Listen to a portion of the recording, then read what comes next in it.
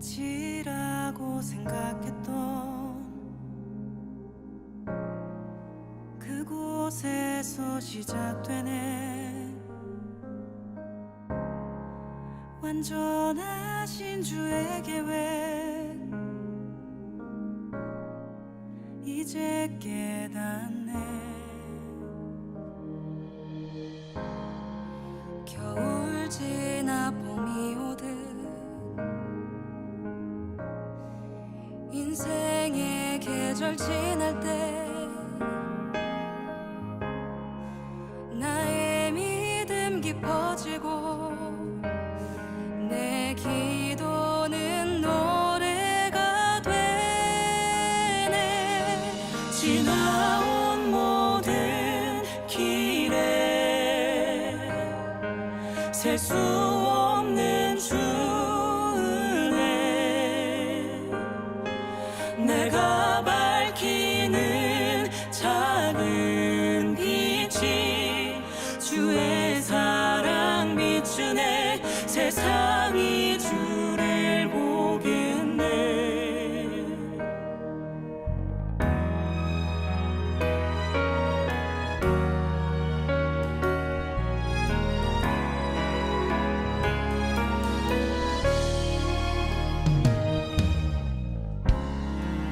나에게 용기 주시네.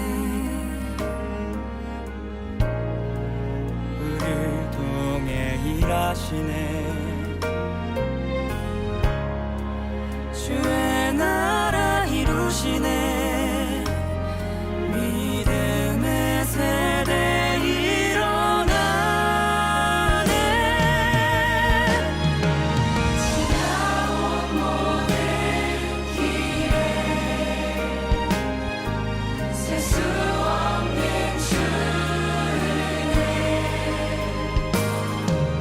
우리 밝히는 모든 빛이 주의 사랑 비추네. 세상이 주를 보게. 지나온 모든 길에 셀 수 없는 주 은혜, 우리 밝히는 모든 빛이 주의 사랑 비추네. 세상이 주를 보겠네. 지나온 모든 길에 셀 수 없는 주 은혜, 함께함의 기쁨 주시네.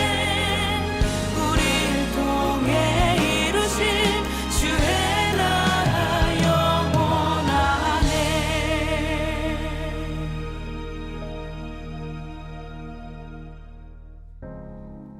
끝이라고 생각했던 그곳에서 시작되네. 완전하신 주의 계획 이 땅에 이뤄주시네.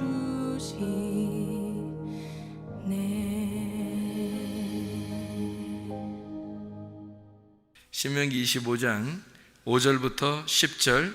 형제들이 함께 사는데 그중 하나가 죽고 아들이 없거든 그 죽은 자의 아내는 나가서 타인에게 시집가지 말 것이요, 그의 남편의 형제가 그에게로 들어가서 그를 맞이하여 아내로 삼아 그의 남편의 형제된 의무를 그에게 다 행할 것이요, 그 여인이 낳은 첫 아들이 그 죽은 형제의 이름을 잊게 하여 그 이름이 이스라엘 중에서 끊어지지 않게 할 것이니라. 그러나 그 사람이 만일 그 형제의 아내 맞이하기를 즐겨하지 아니하면 그 형제 아내는 그 성문으로 장로들에게로 나아가서 말하기를, 내 남편의 형제가 그 형제의 이름을 이스라엘 중에 잊기를 싫어하여 남편의 형제된 의무를 내게 행하지 아니하나이다 할 것이요, 그 성읍 장로들은 그를 불러다가 말할 것이며 그가 이미 정한 뜻대로 말하기를 내가 그 여자를 맞이하기를 즐거워하지 아니하노라 하면 그의 형제의 아내가 장로들 앞에서 그에게 나아가서 그의 발에서 신을 벗기고 그의 얼굴에 침을 뱉으며 이르기를 그의 형제의 집을 세우기를 즐겨 아니하는 자에게는 이같이 할 것이라 하고 이스라엘 중에서 그의 이름을 신벗김 받은 자의 집이라 부를 것이니라. 아멘. 죽은 형제에 대한 의무에 대한 이야기인데요. 이건 아마 자주 나오는 말씀은 아니죠. 죽은 형제에 대한 이야기. 이게 마가복음 12장에도 나와 있는 말인데, 마가복음 12장에 형제가 7이 있었는데 아내가 형제가 계속 죽어서 7번째까지 죽었는데 하늘나라 가면은 누구 부인이 되겠습니까? 라고 이제 사람들이 그 질문 아닌 질문을 한 거죠. 그랬더니 예수님께서 야, 하늘나라 가면 남편도 없고 아내도 없는 거다. 거기는 그냥 천사처럼 그렇게 다 되는 거야. 이제 그런 이야기를 이제 했거든요. 그러니까 여러분 잘 생각해 보시면, 그게 이제 천국 가면 어떻게 남편과 아내가 없다. 남편 알아볼까 못 알아볼까요? 남편하고 아내를 알아볼까 못 알아볼까요? 모르지 뭐. 가봐야 알지 뭐 알아볼지 안 알아볼지는 가봐야 아는 거죠. 근데 이제 혼이 가기 때문에 아마 알아볼 수도 있어요. 혼이 가기 때문에. 혼이 그 사람이잖아요. 그런데 이제 거기서는 아무도 장가가는 사람 없고 시집가는 사람 없다고 그렇게 얘기한 거죠. 이제 천사처럼 변한다는 거죠. 천사처럼 변한다는 말은 천사가 뭐예요? 천사가 무슨 뭐를 나타내는 거예요? 성경의 천사는? 여러분 그 천사하고 성경의 반대가 뭘까요? 귀신이겠죠? 천사 아니면 귀신이야. 그러면 천사가 아무래도 만나면 좋겠죠? 귀신 만나는 것보다. 그러면 귀신을 뭐라고 그래요? 더러운 영이라 그래요. 그러면 천사는 뭐예요? 어떤 영일까? 깨끗한 영이라죠. 깨끗한 말씀을 전하는, 그걸 이제 천사라 그러죠. 깨끗한 말씀을, 거룩한 말씀, 좋은 말씀, 기쁜 소식을 전하는 자를 천사라 이렇게 이야기를 해요. 이제 그거를 사자라고 하기도 하고요. 이 사자라는 건 전달하는 자다 이렇게 얘기하는 거죠. 편지를 전달하는 자, 사자라고 하기도, 천사라 이렇게 말을 하기도 합니다. 그러니까 하늘의 소식을 전한다 해서 천사라고 이렇게 우리나라 말에는 이제 그렇게 썼죠. 그러니까 어쨌든 좋은 소식을 전하는 그를 천사라 그러고, 나쁜 소식을 전하는 걸 이제 귀신이라 이렇게 표현할 수가 있겠네요. 반대니까. 자, 천사처럼 변한다 그렇게 했고, 가면은 시집 장가 가지 않는다 그렇게 했으니까 여러분 생각해 보시면, 장가 시집 안 가는구나, 이제 그렇게 결혼 없겠구나, 가면은 이제 그런 거로 이제 끝나는가? 7명의 남편이 있었어요. 하필이면 7명의 남편이 있고 그 중에 다 남편이 없다 이렇게 된 거거든요. 그러면은 무슨 말이에요? 거기 무슨 말이에요? 하필 7명이네 또 남편이. 남편이 7이니까 7은 뭘 말하는 거예요? 완전한 걸 말하고, 이 땅에서 완전하신 분이 누구예요? 예수님이죠. 그러니까 7명의 남편이 있었는데 여기서 7번째 남편이 죽으셔서 안식일 날에도 무덤에 계시고 안식 후 첫날 부활하셨는데, 그 안식 후 첫날이 며칠 날이에요? 8일 날이죠. 그러면은 7번째 남편까지는 이 땅에서 있었는데 이제 하늘나라로 올라갔어요. 그러면 이제 7번째 남편이 지났잖아. 7번째 남편이 지나고 그 다음에 몇째가 되는 거예요? 8번째가 되는 거죠. 8번째가 되는데 그 8번째는 부활을 말하는 거죠. 그럼 부활 때는 뭐처럼 바뀐다는 거예요? 천사처럼 변한다. 천사처럼 변한다는 말은 뭐 같이 된다는 거예요? 기쁜 소식, 말씀이 되어버린다는 얘기죠. 말씀이 되어버린다. 그러니까 그게 이제 8번째가 되는 거지. 그러니까 말씀이 된다는 말은 하늘나라가 뭘로 이루어졌다는 거예요? 말씀으로 이루어졌잖아요. 하늘나라가 말씀으로 이루어졌고 그게 여덟이라고, 새로운 시작을 말하는 새로운 나라, 그게 일곱이 이 땅이고 여덟이 하늘나라란 말이에요. 그러니까 거기에서 새롭게 좋은 소식, 말씀이 된 자들이 든다. 그러니까 시집가고 장가가는 게 아니고 이미 하나가 되었다. 뭐가 되었다? 말씀이 되었다, 이 말이죠. 이미 말씀이 되었다. 그렇기 때문에 장가가고 시집가는 게 아니다, 이렇게 된 거죠. 그러니까 이미 어떻게 예수님하고, 신랑 되신 예수님하고, 부활하신 여덟 번째 날에 부활하신 예수님하고 이미 결혼이 끝났다, 이 말이에요. 죽으면, 우리가 죽고 하늘나라에 올라가면 이미 결혼이 끝났으니까 둘이 어떻게 돼요? 한 몸을 이루었다. 그러니까 다시 말하면 한 말씀이 되었다, 그 말이죠. 무슨 말인지 알겠죠? 한 말씀이 되었다. 그럼 완성이지. 완성이니까 시집가거나 장가가는 게 없죠, 그 말이. 마가복음 12장 내용을 알겠습니까? 무슨 말인지? 자, 그리고서 이제 신명기 25장을 다시 한번 잘 보면 무슨 얘기인지 이해할 수 있을 거예요. 신명기 25장의 말씀을 한번 잘 봐봐요. 무슨 내용이에요? 여기는 죽은 형제가 있어요. 그러면 그 아내가 다른 데 시집가지 말고 그 동생이 그 아내를 맞이해서 그 아내로 삼아라. 참, 그 형제가 있는 집안엔 참 이거 남사스러운 얘기죠, 이게 지금. 그렇죠? 남사스러운 얘기입니다. 우린 동방 예의지국 같은 우리 그 조선의 그 정기를 그 가지고 태어난 우리 한국의 사람들은 이런 얘기 들으면 뭐 상당히 이게 마음이 좋지 않죠. 이런 게 이거 뭐냐, 이게 도대체 성경은 왜 이런 식으로 써서 사람 마음 심란하고 복잡하게 만드냐, 이렇게 생각할 수도 있겠죠. 그런 내용들이죠, 그죠? 그런데 우리가 그렇게만 보면은 이게 이제 이상한 내용이 되는 거예요. 그렇죠? 이상한 내용 중에 우리 하나 또 있잖아요. 그 신명기 24장에 1절부터 4절까지의 말씀에 보면 이혼 증서 가지고 가가지고 결혼하라고 그러고요. 그죠? 그것도 참 우리나라 이 예법하고는 진짜 안 맞는 얘기죠.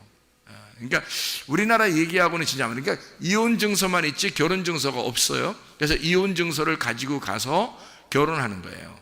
그러니까 결혼을 하면 이혼 증서가 결혼 증서가 되는 거죠. 그래서 이혼 증서가 곧 결혼 증서. 그거는 이혼 증서가 결혼 증서라는 말은 결국에 어떤 걸 얘기하는 거라고요? 말씀을 얘기하는 거라고요. 그래서 말씀 자체가 이혼 증서고, 그리고 말씀 자체가 결혼 증서다.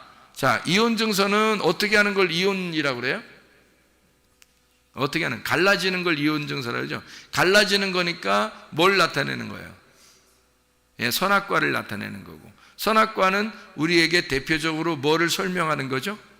율법을 설명하는 거예요. 그래서 사람을 판단하고 이렇게 분리시키는 그런 역할을 감당하죠. 그런가 하면 결혼 증서는 어떻게 돼요? 결혼 증서는 어떻게 된 거예요? 결혼은 하나가 된 거죠. 둘이 하나가 된 거니까 뭐예요? 생명나무가 되겠죠. 생명나무는 생명이라는 생명나무를 먹으면 어떻게 되는 거예요? 이게 율법이에요? 아니면 복음이라는 진리예요? 복음이라는 진리가 되겠죠. 그러니까 이렇게 성경이 이렇게 나누어져 있는 거를 설명해 주고 있는 내용이죠. 신명기 24장의 내용이. 그럼 신명기 25장의 내용은요? 신명기 25장의 내용도 뭔가 의미가 있겠죠. 그래서 그거를 이제 지금 제가 설명한 거를 가만히 생각해 보면 이 말이 이해가 된다는 얘기죠. 이 말이. 그러니까 죽은 형제가 있고 그 다음에 동생이 있어요. 그러면 죽은 형제의 아내는 어디로 가야 돼? 반드시 동생의 아내가 돼야 되는 거예요. 딴 데로 가면 안 된다는 거예요. 동생이 있는데도 딴 데로 가면 큰일 납니다. 법이 안 되니까, 법적으로 안 되는 거예요. 그러면 법적으로 왜 이렇게 이걸 딱 막아놨을까? 이 내용을 굉장히 중요한 의미니까 여기다 넣는 거거든요. 율법적으로 이건 꼭 지켜야 된다라고 이야기한 거예요. 근데 우리 동방예의지국에서는 이런 게 남사스러운 얘기라고요. 뭐 이상한 얘기죠. 어떻게 식구끼리 형수가 식구였는데 형수가 식구였는데 형님이 돌아가셨다고 해서 그 형수랑 같이 이렇게 아기를 놔주고 이렇게 하는 게 이게 이상하잖아요. 그러니까 이게 뭔가 이상한 얘기들란 말이에요. 그런 얘기가 아니고, 그런 얘기가 아니죠. 그런 얘기 아니니까 써놨지. 그런 얘기였으면 이거 뭐 글자로만 보면 이제 이거 놓고서 이제 뭐 또 봐라 이렇게 하지 않았느냐, 뭐 우리 기독교인들도 이렇게 해야 된다 이러면 어떻게 해? 큰일 나지. 이게 뭐 이상한 얘기가 되잖아요. 네. 그러니까 이게 이제 어떤 의미를 가지고 있다는 거죠. 어떤 의미를 가지고 있냐면 죽은 형제가 있습니다. 죽은 형제가요. 그리고 이 사람이 만약에 자기가 남편이 안 되겠다 이렇게 하면 신을 벗기래요. 신을 벗겨가지고 막 신으로 후려 때리고 이렇게 하지 말고 침을 얼굴에다 확 뱉어버리라는 겁니다. 더럽게 진짜. 에? 야, 이 더러운 놈아 이러면서 침을 확 뱉어버리고 그러는 거예요. 그러니까 신 벗기고 침 확 뱉어. 침을 뱉으면요 저주받았다는 얘기거든요. 이게. 침을 뱉으면. 그러니까 축복을 해야 되는데 저주를 내려버리는 겁니다. 저주를 내려버리면 어떻게 되는 거예요? 저주를 내려버리면 저주 내리면 축복이 아니라 저주를 내려버리면 어떻게 될까요? 씨가 안 생기는 거죠. 씨가. 그러니까 침을 탁 뱉고 그 신발 확 뺏어 놓고 이렇게 하라는 거예요. 그러면 신발 벗겨졌다? 이 말은 무슨 말일까? 그러면 신발 벗겨졌다. 신 벗기운 자의 집이다 라고 이렇게 부르래요. 신발 벗겨졌다 이 말은. 신발 신고 뭐 하죠? 우리 신발 신고 뭐 해요 사람들이? 걸어가지 뭘 신발 신고 걸어가지. 신발 신고 그러면 날라가요? 신발 신고 걸어가잖아요. 이게 신발 신고 이게 걸어가죠? 예? 그럼 신발 벗기면 못 걸어가죠? 예. 자갈밭이나 가시밭길 이런 데는 신발 벗겨놓으면 못 걸어가죠? 신발 신고 가야 돼요. 꼭 신발 신고 가야 되는데 신발을 벗김받은 자의 집이다. 그 말은 후손들이 너희의 집에 오는 그 걸음이 멈출 것이다 그 말이에요. 너희 집에 후손들이 없을 것이다. 다시 말하면 씨가 안 생길 거다 이런 뜻이에요. 그러니까 저주하는 거죠. 이게 성경에서는 굉장히 큰 저주입니다. 후손들의 발걸음이 너희 집안에 끊길 것이다. 이건 큰 저주입니다. 씨가 이 성경의 가장 큰 축복이거든요. 그러니까 그 아들이 생긴다는 것이 가장 큰 축복인데 성경에서 그게 없겠다는 거예요. 그 집안에 너희 집에는 그런 게 없을 것이다 라고 후손들이 너희 집에 안 찾아올 거다 이렇게 탁 끊어놓는 거죠. 이게 굉장히 이제 놀라운 저주예요. 이게 그렇다면 여기 이제 형 아내를 형수죠. 형수를 동생이 이제 아내로 맞이해야 되는데 안 맞이하면은 이제 이렇게 된다는 거 아니에요, 그죠? 씨 안 생긴다는 얘기야. 그러면 맞아들이면 어떻게 되는 거예요? 맞아들이면 형한테 씨를 전달해 주는 거죠. 형의 씨가 대신 동생을 통해서 형의 씨가 형수한테 들어가는 거예요. 그러니까 동생은 형님이 그러니까 아기를 아직 못 낳았잖아요. 형수가. 그러니까 동생이 대신 아기를 낳게 해주는 거예요. 그래서 동생이 아기를 낳게 해줌으로써 형수가 어떻게 되는 거냐면 형님의 씨를 이어가는 거죠. 족보가 이어져 가는 거예요. 그러니까 이거는 단순히 어떤 의미예요? 그러니까 어떤 의미로 지금 뭐 신을 벗긴다 또는 동생이 남편이 돼야 된다 뭐 이런 얘기들은 어떤 얘기예요? 어떤 얘기를 지금 하고 싶은 거예요? 씨에 대한 얘기를 하고 싶은 거예요. 그러니까 신발 벗기운 자의 집이다 라고 하는 것도 씨가 후손이 끊어질 것이다 라는 얘기고요.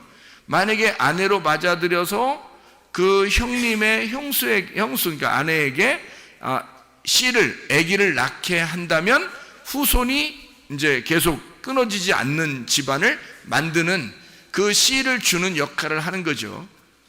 그런 얘기가 되겠죠. 그렇죠?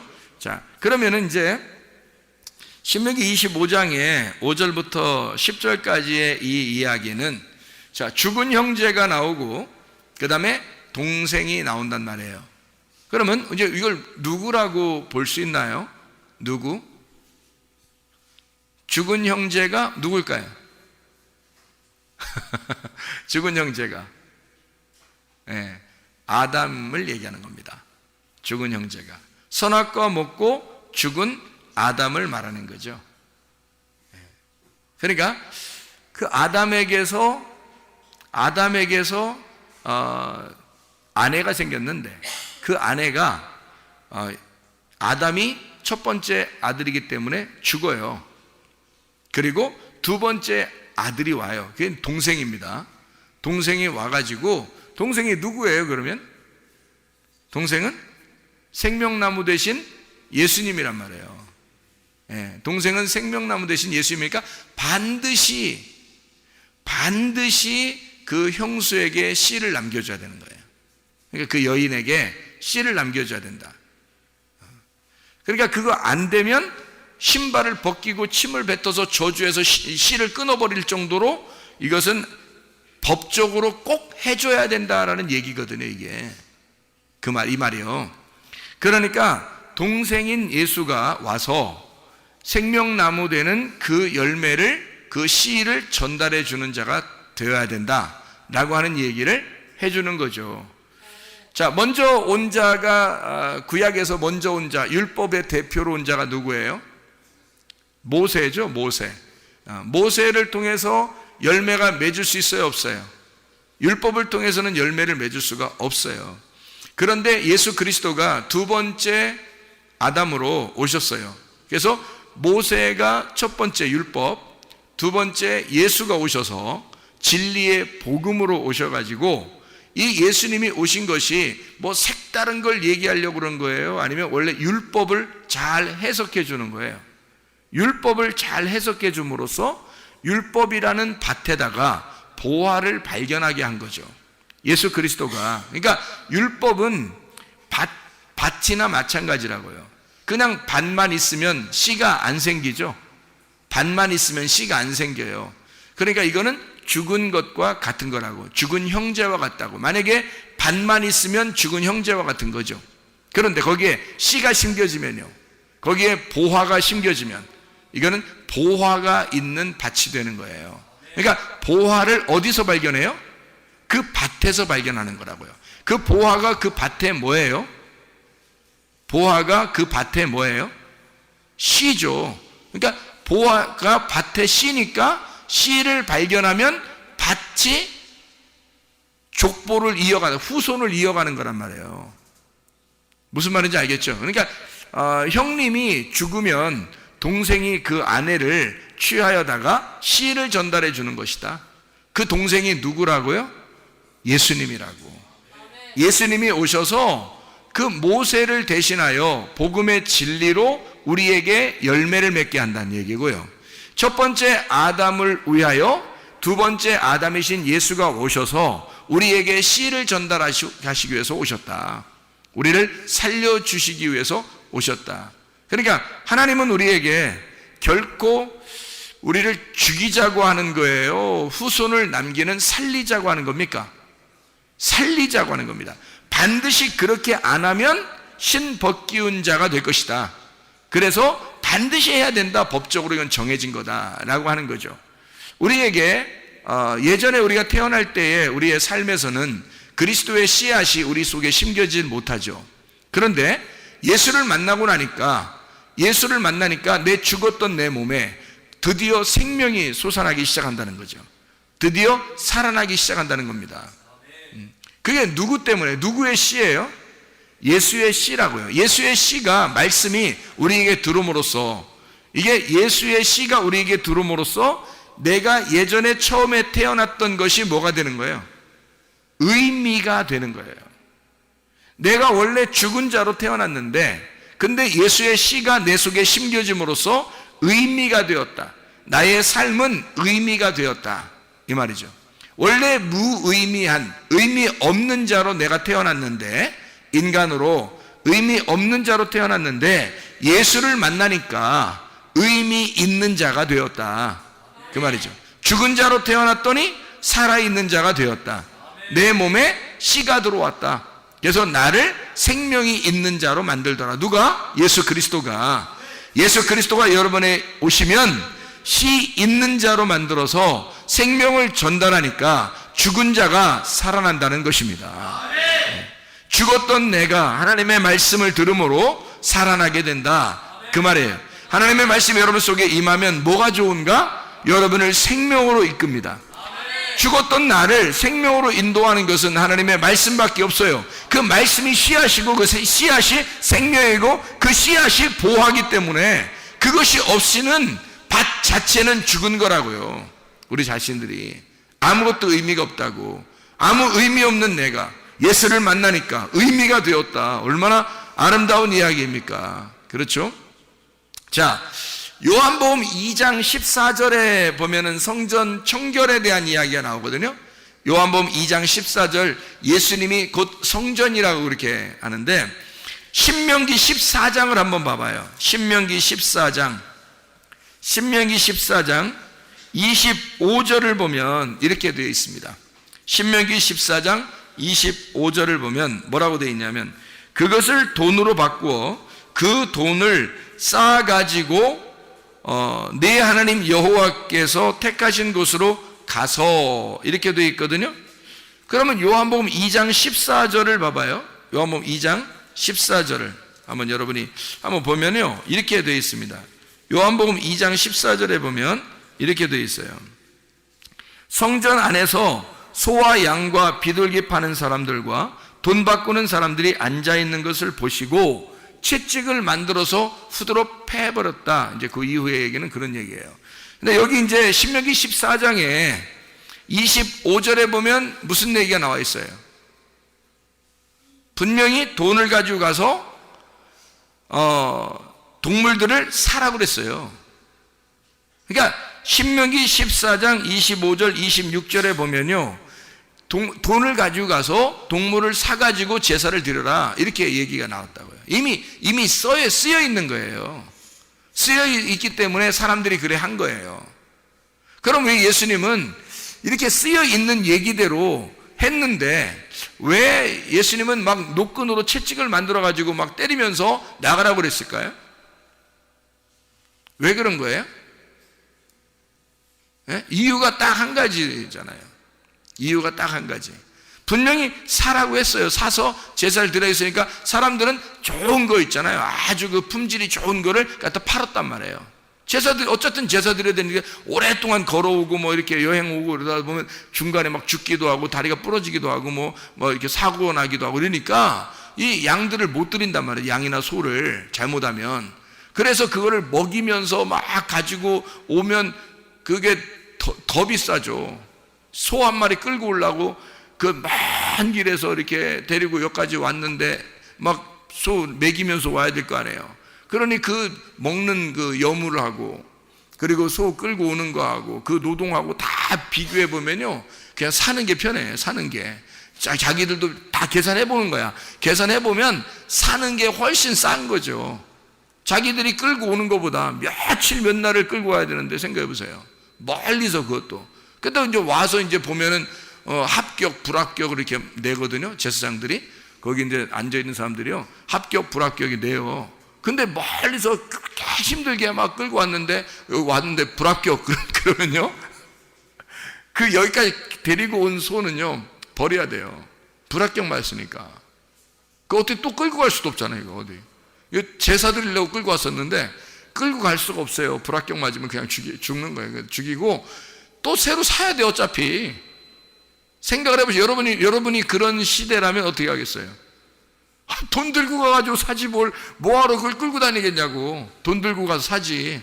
그렇죠? 당연한 거예요. 그래서 여기 신명기 14장에 써놨던 겁니다. 너희들 가가지고 돈 들고 가서 사가지고, 그런 위험성이 있으니까 돈 들고 가서 사가지고 제사 드려라. 제사 안 드릴 수는 없고 그러니까 그렇게 드려라 라고 써놓은 거죠. 그런데 예수님은 성전에 그거 판다고 막 또 때리고 막 이런단 말이에요. 예수님이, 이 사람들이 볼 때 예수님 굉장히 미운 거야. 응? 예수님 막 자꾸 자기들 방해하니까 다니면서 자기들이 뭘 하려고 그러면 자꾸 옆에 쫓아와서 방해하고 그러는 거 아니에요. 뭐 장사 좀 해본다는데 장사도 꼭 필요한 장사란 말이에요. 이게 지금 제사를 꼭 드려야 되는데 제사에 꼭 필요한 장사인데 예수님이 막 후드려 패면서 방해하는 거잖아요. 장사 방해하는 거잖아. 막 엎어버리고 막 이러니까. 왜 시장 가가지고 누가 깡패도 아니고 가가지고 막 이렇게 막 시장에서 막 돈통 같은 거 막 엎어버리고 막 발로 차고 이거 누가 하는 짓이에요? 그건 다 깡패가 하는 짓들 아니에요. 근데 그거를 예수님이 하고 있으니까 사람들이 좋아하겠냐고. 예수님을 생각을 해보라고요. 그러면 여기서 이걸 하라고 했는데도 왜 예수님은 거기서 노끈을 만들어 채찍을 만들어 가지고 왜 이렇게 때리면서 나가라 했을까? 왜 그래? 뭐 하나 이유가 있어요. 왜 그랬을까요? 뭐 때문에 그래요? 예? 뭐 때문에? 예, 성전을 깨끗하게 하려고 그런 겁니다. 성전 깨끗하게 하려고. 왜 더러웠어요? 똥 싸서? 똥 싸고 막 이러니까 이제 동물들이 와가지고 막 똥 싸고 그러니까 더러우니까 야, 청소하기도 힘들어 죽 건데. 그러면 예수님이 뭐 그러면 거기 뭐 물 청소하고 막 그러나요? 갔다가 물도 귀한 때 막 물 좀 떠와. 막 양동이로 물 떠와. 막 물 청소하고 막 그러나요? 성전을? 성전도 엄청 클 텐데. 그걸 혼자 막 물청소 열심히 막 팔 걷어 제끼고 막 이렇게 물청소 하였더라. 뭐 이런 내용도 없잖아요. 그럼 뭐예요? 왜 그렇게 한 거예요? 도대체가? 예, 딱 한 가지죠. 무슨 말이냐면 죽어서 와야 된다는 겁니다. 죽은 것만 들어와야 된다는 거예요. 근데 살아있다는 거예요, 이게 다. 살아있으니까 안 된다는 거예요. 자, 예수님은 성전인데 자기는 뭐 하러 온 거예요? 이 땅에요. 너희들 이제까지 제사 드릴 때 제사를 산 거를 드리라는 거 성경에 있어요? 없죠. 제사는 구약의 모든 시대에 다 죽여서 드리는 겁니다. 다 죽여서. 그러면 예수님이 자기가 와가지고는 지금 그 죽여서 너희들이 이제까지 동물을 죽여서 하나님 앞에 드리는 모든 제사는 누구를 얘기하려고 했던 거예요? 자기를 얘기하는 거거든요. 예수님을 얘기하는 건데 살아서 데리고 들어왔단 말이에요. 살아서 데리고 들어왔단 말이에요. 그러면 예수님하고 안 맞는 거죠. 그러니까 이건 죽어서 들어와야 되는데 살아서 들어온 거야. 그러니 안 맞는 거잖아요. 그래서 이거를 쫓아낸 거죠. 쫓아내가지고 어떻게 한 거예요? 쫓아낸 이 사람들이 그러면 동물들 끌고 있잖아요.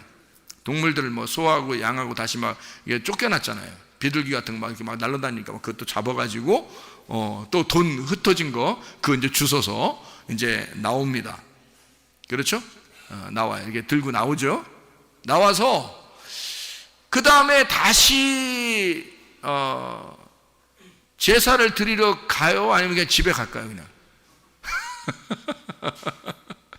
다시 제사를 드리겠죠. 다시 제사를 드릴 때는 이제 어떻게 하고 들어올까요?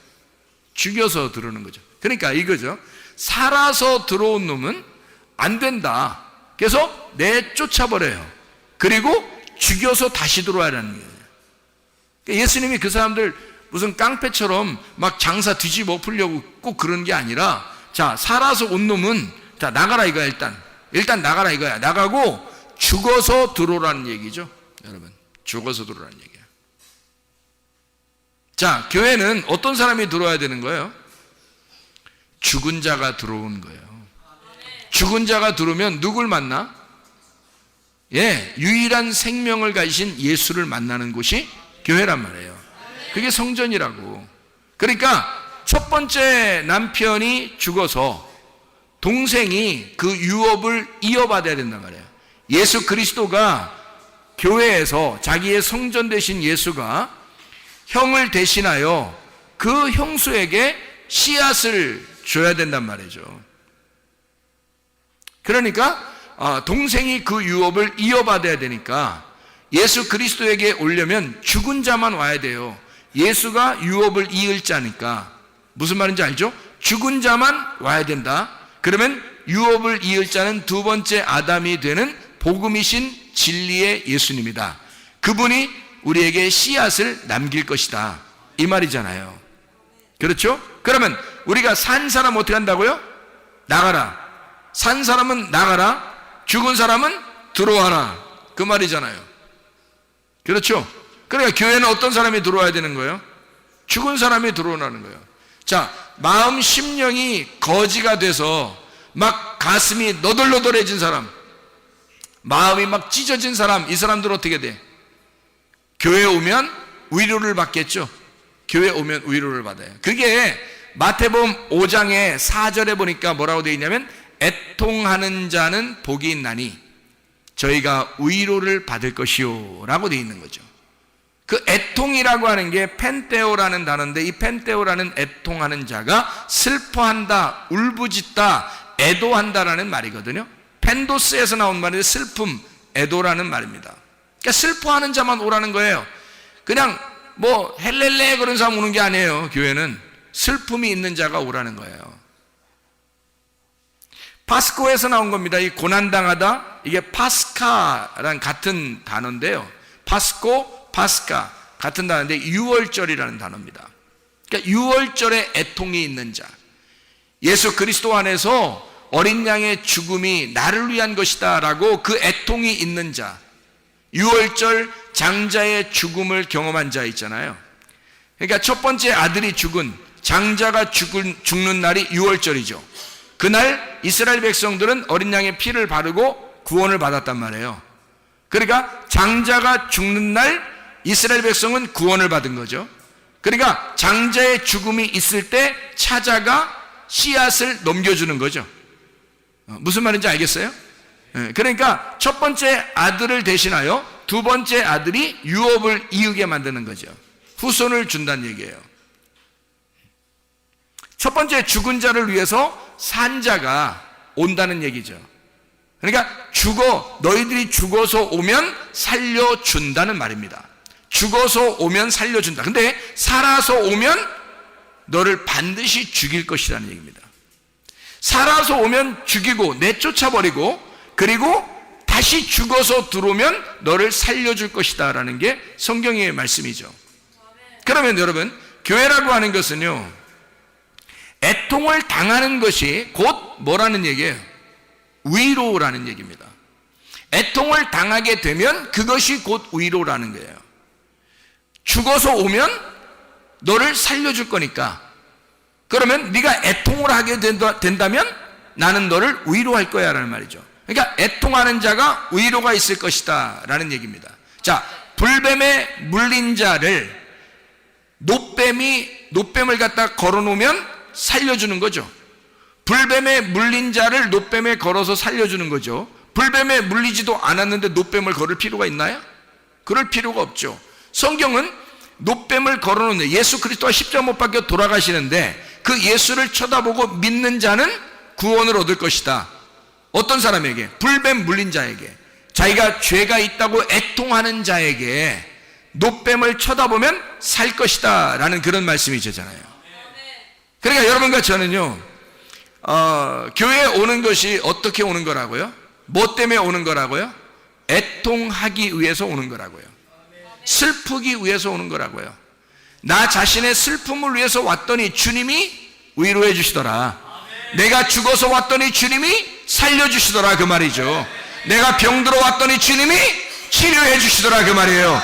내가 문제가 있어서 왔더니 주님이 문제 해결자이시더라 이 말입니다. 그러니까 교회에 오는 사람들은 어떤 사람만 와야 된다는 거예요? 병든 자만 와라 이거.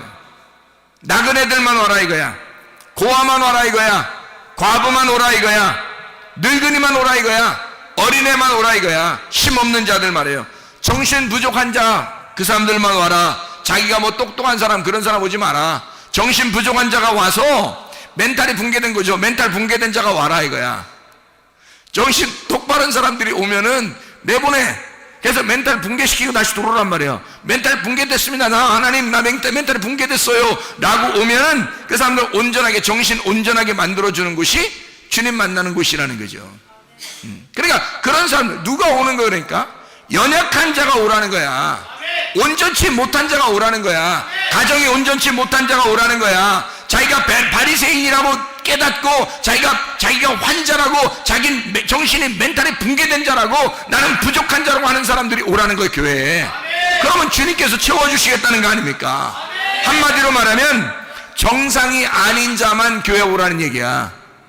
죽은 자만 교회 오라고, 정상이 아닌 자만 교회 오라고. 자기가 우리 집은 괜찮은데, 나 정신 멘탈 온전한데, 나 병나지도 않았는데, 나는 부족함이 하나도 없는데 오지 말란 말이에요. 그런 사람들은 교회 오는 게 아니에요. 어차피 너는 교회 와도 구원 못 받아. 너는 천국 갈 사람이 아니에요. 교회는 죽은 자가 와야, 병든 자가 와야 해결받는 곳이란 말이에요. 하나님 앞에 오는데 죽은 자가 들어와야 해결해 주죠. 내 남편이 죽었습니다 하고 동생에게 와야 되는 거지. 그래야 그 동생의 씨를 전달해 주는 거 아닙니까? 자기 남편이 죽었어야지 되는 거지. 그래야 동생한테 오는 거지. 자기 남편이 안 죽었는데 어떻게 동생한테 와요? 말이 안 되죠. 형님이 안 죽었는데 동생한테 합니까? 안 되죠. 형님이 죽었다는 것을 인식하는 자만 오라는 거죠. 다시 말하면 과부만 오라는 거예요. 고아만 오라는 거야. 나그네만 오라는 거예요. 교회에 자기가 남편도 있고 아버지도 있고 가정도 온전하고 잘 살고 머리도 좋아서 공부도 잘하고 정신 멘탈에 아무 문제가 없고 이런 사람들은요 구원받기 어렵습니다. 그렇게 자신감을 가지고서도 이 세상은 충분히 살아갈 수 있으니까. 그러나 이 세상에서 나는 부족한 자입니다, 정상이 아니에요. 이 세상에서 볼 때는 내가 정상이 아닙니다 라고 대부분 사람들 보니까요, 자기가 정상이라고 하는 사람들은 더 비정상이더라고. 그게 자기가 정상이라고 하는 사람들이 더 비정상이더라고. 그 정도로 세상은 지금 정상이 아닌 사람들의 삶이에요. 이 세상은 그런 부족한 자가 나 죽었습니다 라고, 내가 가지고 있는 모든 소유가, 내가 소속되어 있는 데가 다 사망이에요, 죽었어요, 온전치 못합니다 라고 교회에 찾아왔더니 교회에서 주님이 치료자가 되시더란 말이야. 주님이 그 사람을 살려주시더란 말이에요. 그게 교회가 되는 거예요. 우리 교회는 부족한 사람들만 오라는 거예요. 우리 교회는 좀 온전한 사람 오지 말라는 거야. 처음부터 나 온전합니다 하는 사람은 와봐야 다시 쫓겨나. 우리 교회 같은 데는요, 우리 교회는 그런 사람들이 와가지고 가만히 들어보면 영 거실리는 얘기만 해. 그러니까 그 사람들이 기분이 안 좋다고 그래요. 자기가 온전하다고 생각했는데 자꾸 거실리는 얘기만 하니까 기분이 안 좋다고 그러는 사람도 있어요. 그런데 여러분 보세요. 좀 부족하고 힘들고 연약하고 애통하고 슬픈 사람들이 우리 교회에 오면요 위로받습니다. 그래요. 주님은 그런 사람들을 만나러 오시는 거니까 그런 사람들을 만나서 부활시키는 게 예수님의 목적이거든요. 그들에게 씨를 주는 거야. 말씀을 주기 위해서 주님은 그런 사람들만 오라는 거거든요. 그러니까 우리 교회는 그런 사람들 찾아오라는 거예요. 그런 사람들이. 그럼 여기에 그런 사람 찾아오면 주님이 정상 만들어준다는 거 아닙니까? 그죠? 씨를 만들어준다는 거 아니에요? 그죠? 그러면 그렇게 잘 됐다 이거야. 그렇게 부족한 자가 와서 온전해지는 곳이 여기라면, 온전하다고 생각하는 자가 이곳에 오면 죽어야 된다는 거죠. 그러니까 비정상이 돼야 된다는 거죠. 이 설교를 듣다 보니까 영 자기가 비정상 같아. 그 온전한 것입니다. 비정상이라고 여길 때에 그때 주님이 온전하게 만들어 주시니까. 그래서 비정상이 우리 교회에 오게 되고, 비정상이 오게 되면 이 사람을 정상적으로 하나님이 온전케 만들어 주시는 곳이다. 그래서 이 사람의 삶을 구원해 주시고 씨를 심어주고 말씀을 갖다가 전달해 주신다. 후손을 있게 하신다. 생명이 연결되도록 한다. 생명이 영원히 살 수 있도록 영생하도록 한다 라는 그런 말씀이거든요. 그러니까 주님이 보면, 자, 정상이라고 생각한 사람은 교회에 오라 말라 안 와도 된다. 비정상으로 생각되는 사람들은 반드시 교회를 찾아 나와야 된다. 그러면 예수님께서 그 사람에게 생명을 주시려고 한다. 그죠? 생명이 없는 자라고 하는 자에게 오면 생명을 주시려고 한다. 그게 주님이시다. 자, 그러니까 보세요. 교회에 온다는 것은 어떤 사람들만 오라고요? 부족하고 뭔가 비정상적인 그런 사람들이 오게 된다. 그게 와서, 그러면 여기서 온전하게 됐어. 온전하게 되면 어떻게 다른 데로 가야 되나요? 이제 그런 사람들만 오라겠으니까, 그런 사람들만 초청하니까 우리 교회는. 자, 정상이 됐어요. 그럼 여기서 이제 가는 거예요? 딴 데로? 어떻게 해야 돼요? 어떻게 하면 좋겠어요, 여러분? 비정상이 와서 정상이 되면요 간증이 되잖아요. 간증이 된다고요. 그 사람은 비정상으로 시작해서 왔기 때문에 이 사람은 교만할 수가 없죠. 교만할 수가 없죠. 그래서 교회는 겸손한 거예요. 교만할 수가 없는 거예요. 다른 사람과 비교하거나 비판하거나 할 수가 없는 거예요. 왜? 자기가 비정상으로 왔으니까. 뭘 해도 부족한 사람이잖아요. 뭐 중독 걸린 사람이 있는가 하면 정신적인 멘탈이 붕괴된 사람이 오는가 하면 진짜 병자가 오는가 하면 과부나 고아나 나그네가 오는가 하면 뭔가 잘못된 사람들이 오게 되면 이 사람들이 그런 상태에 왔다가 예수를 만나서 온전케 되는 거예요. 그럼 온전케 되면 어떻게 돼요? 그러면 여기서 간증거리가 되는 거죠. 내가 옛날에 이랬는데요, 지금은요 이렇습니다 라고 간증할 거 아니겠어요? 그런 삶을 사는 게 교회예요. 그런 간증의 삶을 사는 곳이 교회라고요. 그런데 처음부터 정상이라고 자기가 생각된 사람이 교회 오면 그 사람 어떻게 해요? 예수님께서 너 살아서 왔구나, 노끈으로 채찍을 만들어서 때려버립니다. 나가라고. 너 살아서 왔구나. 죽어서 와야 돼. 네가 죽어서 와야 내가 널 살리지. 그렇게 되는 거죠.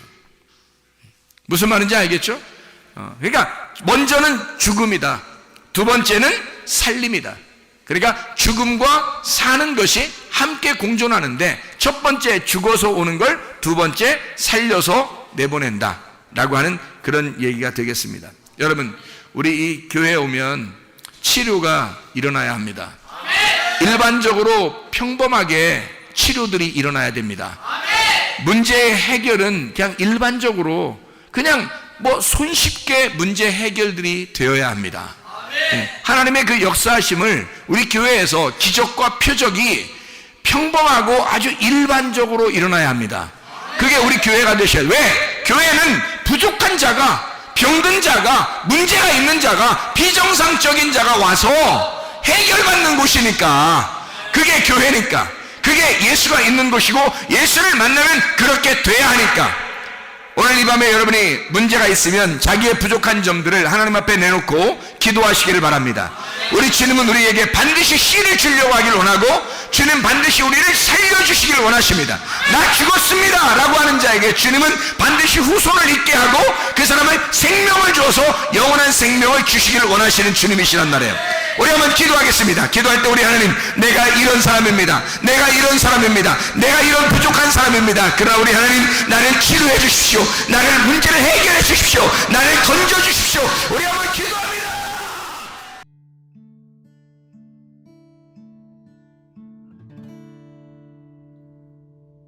내 속에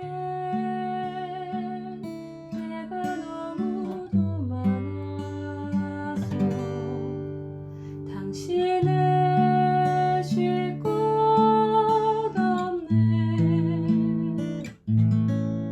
내 속에 헛된